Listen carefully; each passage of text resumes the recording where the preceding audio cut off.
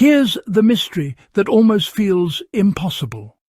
Medieval peasants, living in drafty wooden huts with no insulation, no central heating and barely enough food, somehow survived winters that routinely killed the unprepared. Not just survived, but adapted. Imagine waking up with frost on the inside of your walls, your breath hanging in the air like smoke, the ground frozen solid beneath your feet, and yet life continues. Children grow up, elders endure. Fires don't burn all night, fuel is scarce, and one mistake can mean death by exposure. So how did ordinary people, with no wealth and no technology, keep warm enough to live through months of darkness and cold? The answer isn't comfort. It's ingenuity born from necessity, a set of heating tricks so subtle and effective that history barely noticed them. Yet they worked. To understand these tricks, you have to step into a medieval winter as a peasant knew it. Homes were small, often single-room structures shared with animals, built low to the ground to hide from wind rather than stand against it. Firewood was precious, sometimes more valuable than food, so heat was rationed like gold. Peasants couldn't rely on roaring hearths the way nobles did.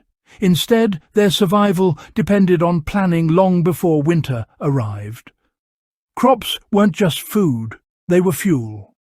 Straw, dung, chaff, everything had a second purpose once the harvest was done.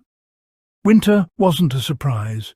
It was an enemy announced months in advance, and every family prepared in quiet, practical ways, stacking materials, sealing gaps, and reshaping daily life around conserving warmth rather than creating it. Here's where the real secrets emerge. First, animals. Peasants often brought livestock indoors, not out of kindness, but because body heat is heat, and a cow or goat could raise the temperature of a small house by several degrees. Then there was the fire itself, kept low and steady, not blazing, with embers banked under ash to smoulder for hours. Smoke-blackened ceilings weren't accidents. They trapped heat and reduced airflow. Beds were placed high because warm air rises, and piled with straw mattresses that trap body warmth surprisingly well. Walls were patched with mud and dung, creating crude but effective insulation. Even daily movement mattered. Work was timed to keep bodies warm, meals eaten hot and late, sleep taken in layers of wool. None of this was written down. It was learned, copied, refined, and passed along because failure meant freezing. What made these tricks effective wasn't power, but efficiency. Peasants didn't try to heat spaces, they heated people. They reduced airflow instead of fighting cold air. They used thermal mass, body heat, and shared warmth instead of fuel-heavy solutions. And here's the modern lesson hiding in plain sight.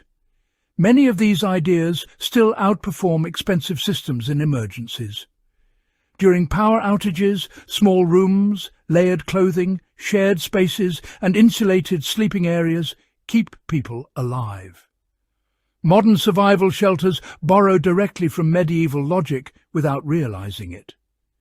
In a world facing energy shortages, rising heating costs and climate uncertainty, these forgotten methods suddenly feel less primitive and more prophetic. Medieval peasants didn't conquer winter. They negotiated with it. They accepted its power and worked around it, quietly, intelligently and collectively. Their heating tricks were never meant to impress, only to endure. And maybe that's why history overlooked them. But today, as comfort becomes fragile and systems fail more easily than we expect, their knowledge feels urgent again. Warmth doesn't always come from technology.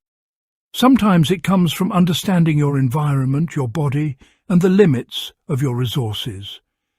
If the poorest people of the Middle Ages could survive brutal winters with almost nothing, there's something in their story worth remembering. If this journey into the cold taught you something new, keep exploring the past, because it may be the key to surviving the future.